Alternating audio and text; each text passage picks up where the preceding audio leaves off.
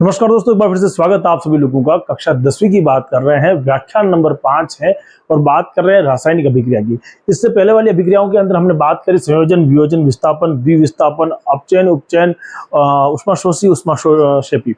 इन सभी अभिक्रियाओं पे अब बात करनी है। इससे पहले हमने अभिक्रियाओं को संतुलित करना यह समझ लिया था, तो आज इन्हीं बातों पर हम चर्चा करेंगे। संयोजन अभिक्रिया के ऊपर बात करेंगे। तो सबसे पहले चलते हैं हम संयोजन अभिक्रिया। अभिक्रियाओं की इस कड़ी में हमारे पास में जो मैंने उस समय समझाया था आपको, संयोजन अभिक्रिया कौन सी अभिक्रिया होती है? वे रासायनिक अभिक्रिया जो आपस में एकल उत्पाद बनाती है ना। जो अभिक्रिया आपस में जुड़ के क्या बनाती है? एकल उत्पाद बनाती है, उन्हें हम क्या बोलेंगे? संयोजन रासायनिक अभिक्रिया। पहले लिख देते हैं संयोजन रासायनिक अभिक्रिया।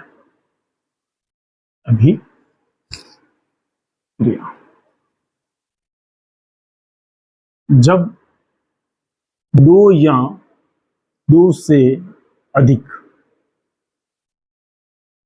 अभिकारक में बता चुका हूं कौन से होते हैं, जो अभिक्रिया में भाग लेते हैं, अभिकारक।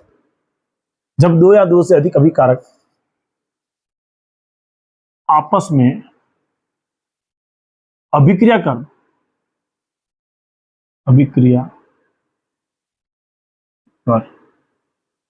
नए एकल, शब्द यूज करो, एकल उत्पाद का निर्माण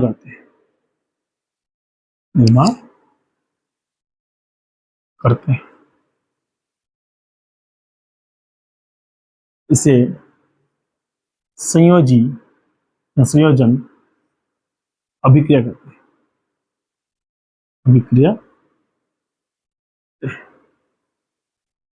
एग्जाम्पल लेते हैं अपन।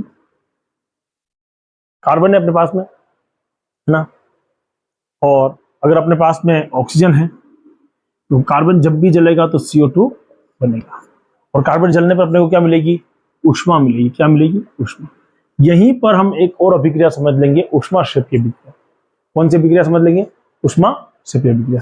एक बार लिख लीजिए इसको, ताकि आप लोगों को समझ में आ जाए कि कौन कौन सी रासायनिक अभिक्रिया और किसकी हमें बात करनी है। इसी क्रम में देखिए, हमारे पास में एक शब्द आता है बिना बुझा चूना। किताब में दे रखा बिना बुझा चूना, है ना। क्या होता है? CaO। बिना बुझा चूना जो है, पुराने जमाने में अगर आपको ध्यान हो तो मटके के अंदर, ऐसा मटका, जो पुराने जमाने में मटके होते थे, दीवारों पर जो कलर करते हैं, है ना, तो पहले करते थे पुताई। अब तो हम जितने भी पेंट आ गए हैं उनका यूज कर रहे हैं। पहले होती थी पुताई। अब पुताई के लिए हमको चाहिए होता था कोई ऐसा काम जो चमक भी जाए, अच्छा उजाला दे दे घर के अंदर, और जो मिट्टी की जो दीवारें होती थी उस पर अपना काम हो जाए। तो उनमें मटके ले लेते थे, पुराने मटके, और उसके अंदर हम क्या डाल देते? बिना बुझा हुआ चूना डाल देते थे। फिर ऊपर से डालते पानी। जैसे ही बिना बुझे हुए चूने के साथ पानी की अभिक्रिया होती है तो चूना बुझ जाएगा। बुझ जाने का मतलब क्या हो गया? उसमें ऑक्सीजन के साथ में अभिक्रिया हो जाएगी, जल के साथ में अभिक्रिया हो जाएगी, और वो बना लेगा CaOH2, है ना। इस प्रकार से बाद में, थोड़े दिन बाद में क्या होगा? पुताई होगी, पानी वो गोल बन गया, उस गोल से पुताई कर लिया आप लोगों ने। पुताई करने के बाद में कुछ दिनों के बाद में उस घर की जो चमक है और बढ़ेगी, घटेगी नहीं। क्यों चमक बढ़ेगी? क्योंकि घर के अंदर ही क्या होती थी? रसोई होती थी, और रसोई घर के अंदर तो पहले जलाते थे जितने भी लकड़ी, है ना। लकड़ी जलाएंगे तो कौन उत्पन्न होगा? Carbon dioxide. अपन ने बात करी ना, लकड़ी जलेगी तो ऑक्सीजन के साथ मिलकर क्या बन जाएगी? Carbon dioxide. और कार्बन डाइऑक्साइड उससे कर लेगी अभिक्रिया। किससे? जो बुझा हुआ चूना है उससे। और बुझे हुए चूने के साथ अभिक्रिया करके उसके अंदर से ग्लोसी चमक जो उत्पन्न हो जाएगी उस घर के अंदर। इसीलिए पुराने जमाने में क्या यूज करते थे? जो बुझा हुआ चूना है उसका उपयोग करते थे आरास करने के लिए। आरास शब्द यूज होता था, है ना, पुताई करने वाला उसमें था। अच्छा, दूसरी चीज क्या होती थी कि जब हम उसमें पुताई करते थे, कलर कर उसको रंग करते थे, तो उसके बाद में घर के अंदर जितने भी इंसेक्ट्स होते थे, है ना, आगे आपने 8th क्लास में पढ़ा होगा, मोलस्क का वर्ग आता है आपके पास में, इंसेक्ट वर्ग। तो जितने भी कीड़े मकोड़े होते थे, समझ लीजिए, वो इसके गंध से प्रभावित होकर मर जाते थे। उनके अंडे होते थे वो नष्ट हो जाते थे, और घर के अंदर जो अपने जाले जम जाते हैं ना, मकड़ियां जो जम जाती है, वो सारे की सारी खत्म हो जाती थी। तो सीधी सी कहानी यह है कि जो बुझा हुआ चूना है हमारे पास में उसको अपन क्या बोलेंगे, CaO बोलेंगे, कैल्शियम ऑक्साइड बोलेंगे। और उसके साथ में हम किस किस को मिला रहे हैं, कैल्शियम ऑक्साइड के साथ में अपन किसको मिला देंगे, कैल्शियम ऑक्साइड के साथ में हम मिला देंगे पानी को। अभी आपने पानी डाला ना, तो बिना बुझे चूना जो है CaO, उसके साथ में मैं डाल रहा हूं पानी यानी कि H2O। जैसे ही हमने पानी डाला क्या बनेगा, कैल्शियम Ca और OH2, है ना, क्या निकलेगी, ऊष्मा। क्या निकलेगी, ऊष्मा। अब क्या होगा, ये तो हो गया अपने पास में रंग करने के लिए, कलर करने के लिए यूज हो गया।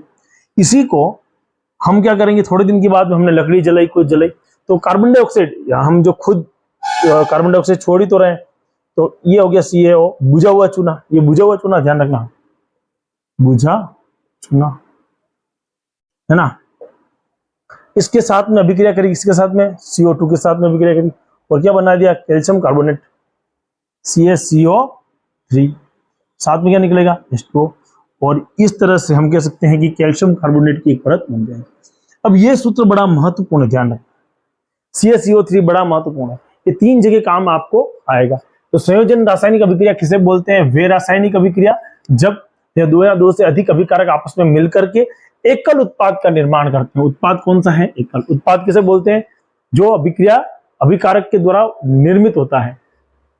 इस अभिक्रिया को क्या बोलेंगे, संयोजन रासायनिक अभिक्रिया बोलेंगे। क्या उदाहरण लिया अपन ने, C+O2, CO2, है ना, कार्बन डाइऑक्साइड का। उसके बाद में क्या उदाहरण लिया अपन ने, बुझा हुआ चूना और बिना बुझा चूना जो था उसका उदाहरण लिया अपन ने। पहले अपन ने बुझा हुआ बिना बुझा चूना था, उसके अंदर क्या मिला दिया, पानी मिला दिया, यानी CaO के साथ में क्या मिला दिया, वाटर मिला दिया, H2O। जैसे हुआ तो क्या बनेगा, COOH2, और उसके साथ में क्या निकलेगी, ऊष्मा। अब यहाँ पर जो ऊष्मा शब्द निकली है, वहां पर उपयोगी किसके लिए होगी, एक रासायनिक अभिक्रिया और संपन्न होगी, उसे बोलेंगे उष्माक्षेपीय अभिक्रिया। क्या बोलेंगे उसे, उष्माक्षेपीय अभिक्रिया। ये वही रासायनिक अभिक्रिया है जो अभिक्रिया के दौरान क्या निकालेगी, उष्मा को निकालती है, उस अभिक्रिया को बोलेंगे उष्माक्षेपीय अभिक्रिया। तो एक बार इसको नोट कर लीजिए आप। चलिए नेक्स्ट चलते हैं, है ना।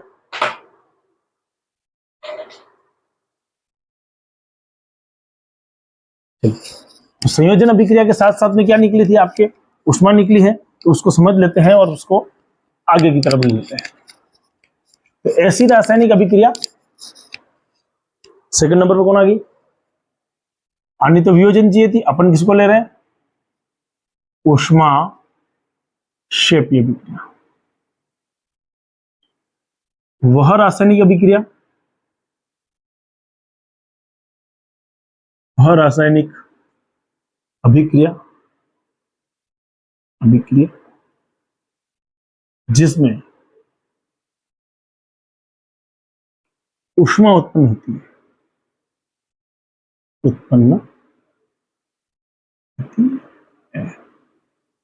एग्जाम्पल लिया था अपन ने, क्या एग्जाम्पल लिया था अपन ने कि साहब हमारे पास वो उष्मा किसमें उत्पन्न हुई, हमने बात करी थी कि CaO था, उसके साथ हमने पानी डाल दिया, क्या बन गया, CaOH2, और क्या निकली, उष्मा निकली,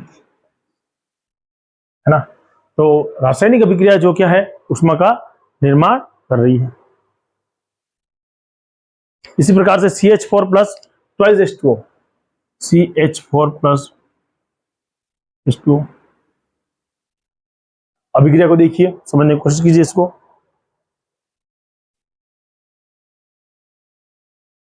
है ना। ये क्या अपने पास में CH4 क्या होता है, ईंधन के रूप में प्राकृतिक गैस जो है उसे अपन क्या बोलेंगे, प्राकृतिक गैस। और प्राकृतिक गैस को आप क्या करेंगे, हम क्या कर रहे हैं, इसको गर्म कर रहे हैं, तो H2O होगा ना, तो O2 ट्वाइस O2, है ना, ये निकलेगी। देखिए इसकी अभिक्रिया क्या होगी, इससे करा रहे हो, यानी प्राकृतिक दहन हो रहा है, तो प्राकृतिक गैस का है उसको क्या कर रहे हैं, प्राकृतिक दहन कर रहे हैं, यानी उसको जलाने का कार्य कर रहे हैं। क्या उत्पाद बनेगा, CO2 plus twice H2O, CO2। ये भी एक प्रकार का उष्माक्षेपीय अभिक्रिया है, उष्माक्षेपी अभिक्रिया है। एक और एग्जांपल लेते हैं, C6H12O6, C6H12O6, है ना, और इन्होंने 6O2 के साथ में अभिक्रिया करेंगे, क्या उत्पाद प्राप्त हुआ है, 6CO2 प्लस 6H2O,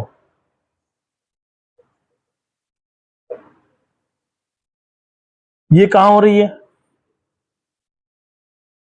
ये क्या है, ग्लूकोज, और ऑक्सीजन के साथ में क्या हो रहा है, दहन। इसीलिए श्वसन क्रिया जब करते हैं तो हम उंगली रखेंगे नाक के पास में तो हमें गर्माहट महसूस हो रही है। उसका रीजन क्या है, श्वसन क्रिया कैसी होती है, उष्माक्षेपीय अभिक्रिया होती है। संयोजन अभिक्रिया हमने पढ़ी, उसके साथ साथ में एक अभिक्रिया और पढ़ ली हमने, उष्माक्षेपीय अभिक्रिया। कल वाली क्लास में हम जाएंगे वियोजन अभिक्रिया पर, और वहां पर एक साथ साथ में अभिक्रिया और भी ले लेंगे। आप लोगों को ये वीडियो कैसे लग रहे हैं समझने की कोशिश कीजिए, इनको अपने मित्रों तक शेयर कीजिए। अगले वीडियो में मिलेंगे। जय हिंद।